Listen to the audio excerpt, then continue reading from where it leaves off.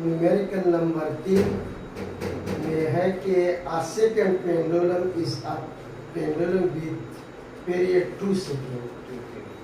सबसे पहले time period कितना दिया है? 2 सेकेंड। सेकेंड पेंडुलम कौन सा होता है कि 2 सेकेंड में जो है ना ये कंप्लीट हो जाए। सही है, यानी हमने पढ़ा था कि टाइम पीरियड किसे कहते हैं?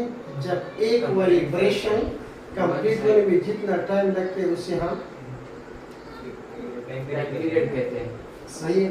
अब यहाँ पे ये है कि 2 सेकंड पेंडुलम है कि 2 सेकंड में कंप्लीट हो जाए। कितने में कंप्लीट हो जाए? 1 सेकंड में, 2 सेकंड में मुकम्मल हो जाए। How long must a second pendulum be on the earth? यानी सेकंड पेंडुलम की जो लेंथ है वो जमीन पर कितनी होगी और मून पर कितनी होगी। और आखिर है what is the frequency of second pendulum at earth and on moon. बस जो ग्रेविटी है वो हमारे पास 9.8 है और मून पर जो ग्रेविटी है वो 1.62 है और सेकंड पेंडुलम की एरिया हमारे पास है 2 सेकंड। सही है, बाकी चीजें हमने फाइंड करनी है। सही है, अभी सबसे पहले हम लिखेंगे given data. Question number 3, given data. Given data में हम लिखेंगे टाइम पीरियड। टाइम पीरियड हमारे पास कितना है? मैंने इसका सिर्फ सिंबल लिख लिया। सही, 2 सेकेंड।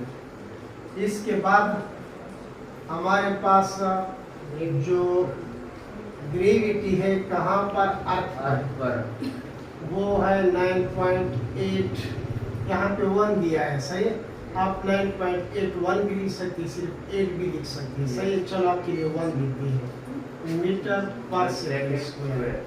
यही ग्रेविटी हमारे पास जो मून पर है वो 1.62 मीटर पर सेकंड स्क्वायर। यही चीजें दिए हैं। हाँ, इसके बाद हमारे पास रिक्वायर्ड डेटा। रिक्वायर्ड डेटा में हमें 4 चीजें मालूम करनी है। कितनी चीजें? नंबर 1 हमने मालूम करना है length of simple pendulum on the surface of earth. एक दूसरी कौन सी चीज मालूम करनी है? Length of simple pendulum on moon. ये फिर इस तरह हमने फ्रीक्वेंसी ऑफ सिंपल कहाँ पर? अर्थ पर। फिर फ्रीक्वेंसी आपने फाइंड करना है कहाँ पर? मून पर। मून पर। सही है, यस सर। अब ये है बहुत आसान, एक ही फार्मूले से हम इसको हल करेंगे। यहाँ पे पहले मैं लिखता हूँ टू फाइंड एल। इससे मुराद क्या है?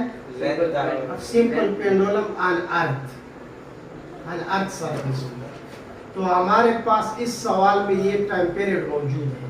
इसका इक्वेशन होता है हमारे पास। कौन सा इक्वेशन होगा? T इक्वल 2 पाई, ये पीछे इसका फार्मूला है बुक में, L डिवाइड बाई G। ये फार्मूला है इसके टाइम पीरियड का। ये अपनी याद रखना है। सही है, अब इस फार्मूले से आपको ये भी पता चलता है कि टाइम पीरियड और एल का एक दूसरे के साथ डायरेक्ट वेरिएशन। सही है, अब हमें क्या चाहिए? हमें तो ये एल चाहिए। क्या चाहिए? एल चाहिए। तो एल को यहाँ से मैं निकालूंगा। कैसे निकालूंगा? दोनों तरफ स्क्वायर लूंगा, taking square by both side. ये जब आप स्क्वायर लेंगे आपके पास हो जाएगा T square equal 2 pi L divide by G, ये स्क्वायर हो जाएगा। ये इस तरह ही आ जाएगा टी स्क्वायर इक्वल, ये स्क्वायर सब पे है, ये क्या हो जाएगा 4, ये हो जाएगा पाई स्क्वायर। इसके साथ ये कैंसिल हो जाएगा, आपके पास आ जाएगा एल डिवाइड बाई जी। अब हमें एल चाहिए, क्या चाहिए? L एल आप साइड पे लिखिए अभी से, ये हमने मालूम करना है। टी भी साइड पे लिखिए, जब एक चीज इधर आती है एक चीज उधर, फिर सेम चीज नहीं होती यानी। अब इसको हम एक खास असूल के मुताबिक चेंज करेंगे। यहाँ पे देखो, जो चीज एल के साथ मल्टीप्लिकेशन में है, ये दूसरी तरफ आके क्या हो जाएगा? इधर डिवाइड करोगे, इधर कैंसिल हो जाएगा, इधर आ जाएगा, ये इधर, ये तो डिवाइड हो जाएगा 4 पाई स्क्वायर। और यहाँ पे जी क्या है? देखिए इसके नीचे 1 है, डिवीजन में है। ये इधर भी मल्टीप्लाई करोगा, इधर भी मल्टीप्लाई, यानी ये जी के साथ क्या हो जाएगा? T के साथ मल्टीप्लाई हो जाएगा। आप इधर भी लिख सकते हैं, इधर भी लिख सकते हैं, सही? Yes, sir. बस ये आपने कर लिया। इस पे वैल्यू पुट करो, पुट।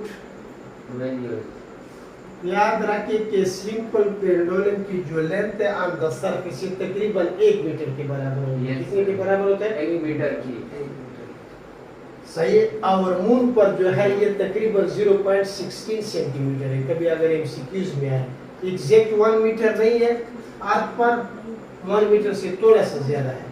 और मून पर सिंपल पेंडुलम की लेंथ हमारे पास 0.16 सेंटीमीटर होता है। अब इसमें हम हल करेंगे, ये भी आपके पास आ जाएगा।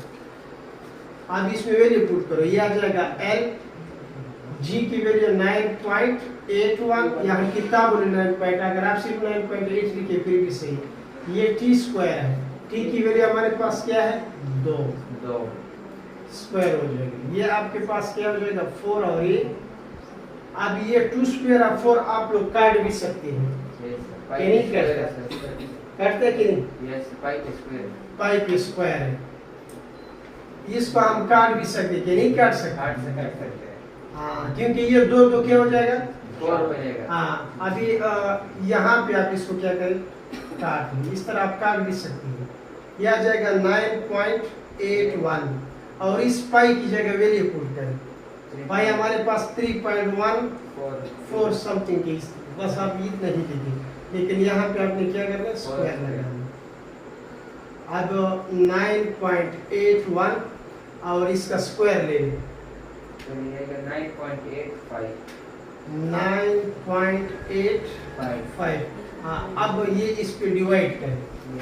अब आपके पास ये एल आ जाएगा तकरीबन 1 से कुछ ज्यादा आएगा, लेकिन आप 1 मीटर लिखेंगे।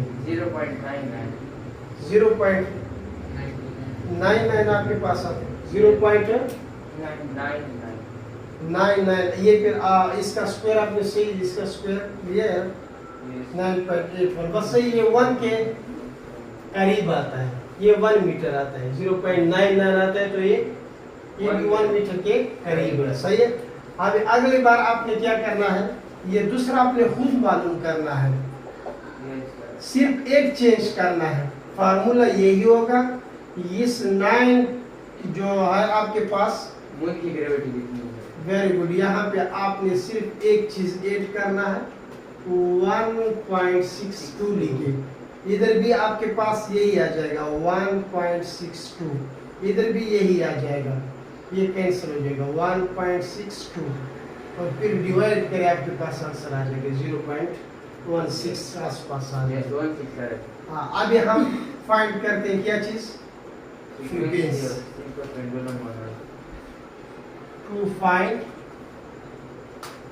FE, फ्रीक्वेंसी है ना। तो हमारे पास फार्मूला है F इक्वल क्या आ जाएगा आपके पास? 1/T, सही है ना? इधर एक चीज क्या करें, जब आप वैल्यू पुट करते हैं इधर साथ ई लिखा करें, सही क्लियर है। यहाँ पे भी अभी आप ई लिखें। अब इसमें वैल्यू पुट करें, इसकी वैल्यू तो अभी हमारे पास है, पुट वैल्यूज। यह आ जाएगा FE, 1 आ जाएगा, T की जगह क्या आ जाएगा? 2 आएगा। 2 आएगा आपके पास। अब ये एक दूसरे पे डिवाइड करें, 0.5 8 आ जाएगा, है ना? 8 आ जाएगा, सही। इसी तरह अगली बार कौन सा जो है ना फ्रीक्वेंसी और करेंगे सर, मून वाला है। इसमें भी आपने इसी तरह जो है ना ये करना है। इसमें भी आपने और टाइम पीरियड आप दोनों के लिए सेम है, क्या है, इसका भी यही जवाब आएगा, सिर्फ इधर ए की जगह क्या जाएगा, एम आ जाएगा, ताकि इसका इधर एम टी की वैल्यू तो दोनों के लिए सेम, यानी इसका मतलब है कि फ्रीक्वेंसी दोनों पर सेम है, Yes. लेकिन इसका लेंथ क्या है,